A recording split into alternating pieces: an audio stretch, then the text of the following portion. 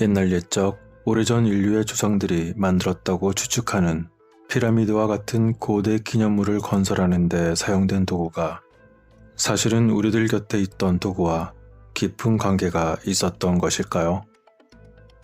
오늘날 우리가 고대 건축물에 계속 관심을 가지게 되는 주된 이유 중 하나는 그토록 거대한 돌을 어떻게 가공하고 절단하여 설명할 수 없는 그러한 정밀도로 맞춰서 만들어졌는지에 대한 미스터리일 것입니다. 지난번 산호성 비밀에 대한 이야기를 해드린 적이 있었는데 그 이야기의 주인공은 이러한 비밀을 깨닫게 되었었던 것일까요? 전통적인 설명에 따르면 평범한 원시 도구와 인간 노력의 비범한 위협이 결합되어 이 모든 것이 가능했다고 믿고 있었습니다.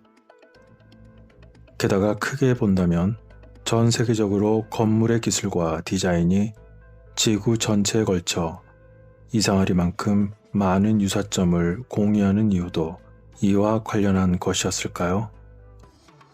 이처럼 신비하게 느껴지는 고대의 거대한 건축의 미스터리와는 별개로 우리가 모르는 또 다른 누락된 연결고리가 있을 수 있습니다. 도대체 과거 오래전에 인류의 조상들이 썼던 도구에는 무슨 일이 일어났던 것일까요? 게다가 이 놀라운 건설 방법을 설명하는 기록된 정보를 여전히 우리가 볼 수 없는 것인지 아니면 봐도 이해를 못하는 것인지 그 이유는 도대체 무엇일까요?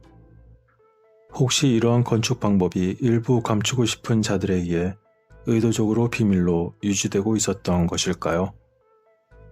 아니면 그에 대한 해답은 사실 줄곧 우리와 함께 존재하고 있었는데 우리가 알지 못하고 있었던 것일까요? 우리가 줄곧 가지고 있고 사용하는 도구를 잘못 이해했기 때문이었을 수도 있습니다. 어쩌면 그러한 비밀 도구 중 하나가 일시적인 소리와 진동에 관련한 것임을 우리는 어렴풋이 느끼고는 있지만 도구에 대한 명확한 관련된 증거를 찾지 못한 것이라면 그 이유는 무엇일까요?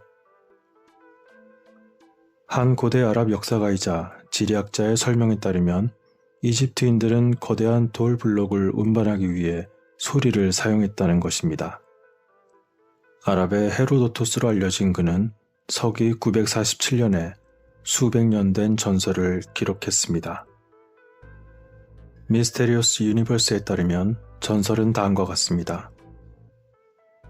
피라미드를 지을 때 그들의 창조자들은 건설 과정에서 사용될 거대한 돌의 가장자리 아래에 마법의 파피루스에 묘사된 것을 주의 깊게 배치했습니다. 그러다가 기이하다기보다 오히려 불가사의하게도 단지 금속 막대로만 묘사되는 것에 하나하나 부딪히게 되었습니다. 그러자 보게 되었습니다. 그 금속 막대에 부딪힌 돌들은 천천히 공중으로 떠오르기 시작했고 의심할 여지 없이 마치 명령을 따르는 충실한 군인들처럼 양쪽이 비슷하고 신비한 돌로 둘러싸인 포장된 길 위 몇 피트 위로 느리고 체계적이며 하나의 줄을 세운 것처럼 진행이 되었습니다. 라고 전설은 이야기하고 있었던 것입니다. 이 얼마나 흥미로운 장면이었을까요? 우리는 모두 아누비스와 같은 이집트의 신들이 손에 이상한 막대기를 들고 서 있는 것을 보았습니다. 그러나 그 물건이 무엇인지 아는 사람은 많지 않습니다. 와스셉타라고 불리는 이 지팡이는 밑부분이 갈라지고 꼭대기에 송곳니나 다른 동물 모양의 갈래 머리처럼 생긴 것이 있습니다.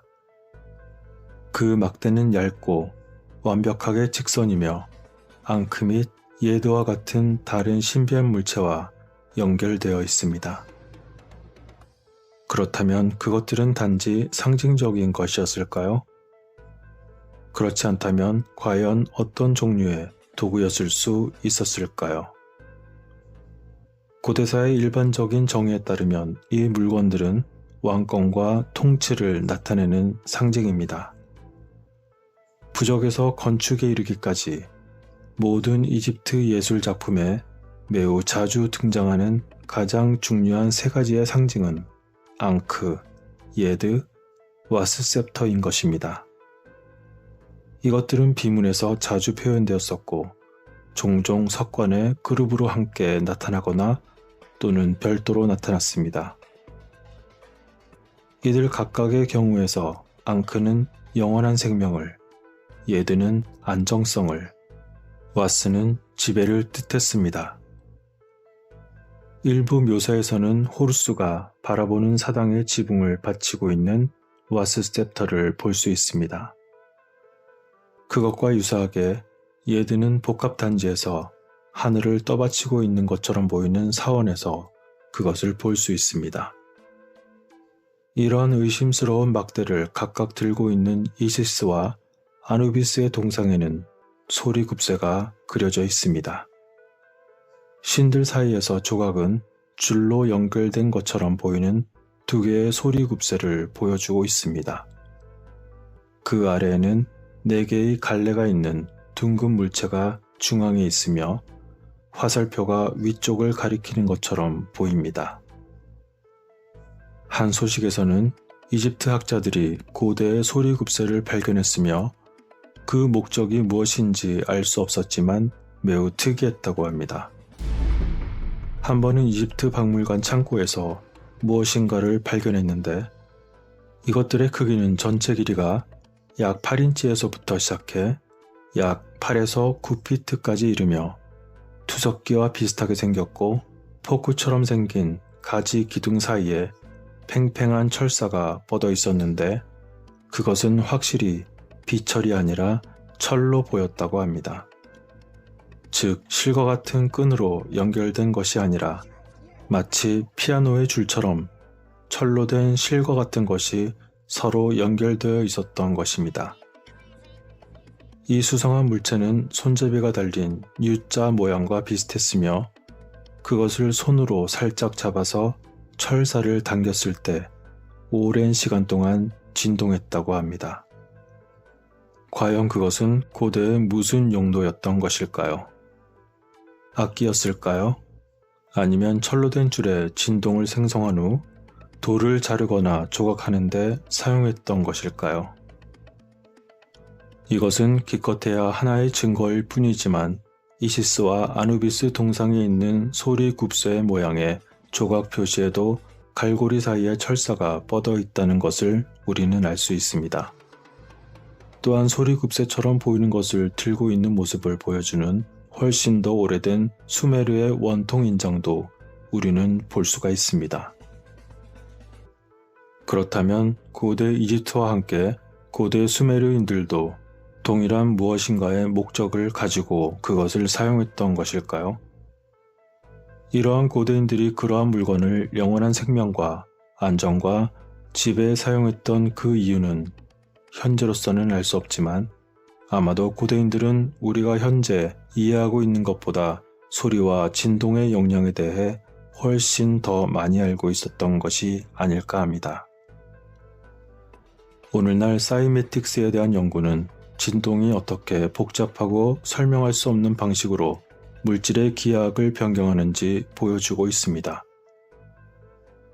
또한 우리가 새로운 입자를 찾고 인공지능 알고리즘을 사용하여 물질 자체가 작동하는 방식을 발견함에 따라 양자역학의 신비가 풀릴 날도 올 것입니다.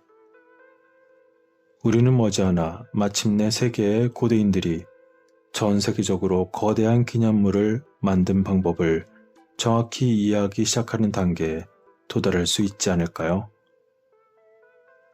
그렇지 않다면 진동을 이용하는 방법이 공개될 경우 수많은 에너지를 공짜로 쓸 수 있어서 에너지 사업과 관련된 자들이 매우 싫어할 수도 있을 것입니다. 게다가 무한의 자유 동력을 기반으로 한 비행체나 자동차 및 군사 무기 등도 개발될 것이 뻔하기 때문에 수많은 이권과 관련된 이러한 기술의 원천이 어쩌면 알면서도 공개되지 못하는 안타까운 상황일 수도 있지 않을까요? 모든 판단은 여러분들의 것입니다. 지루함에도 끝까지 시청해주신 분들께 깊은 감사를 드립니다.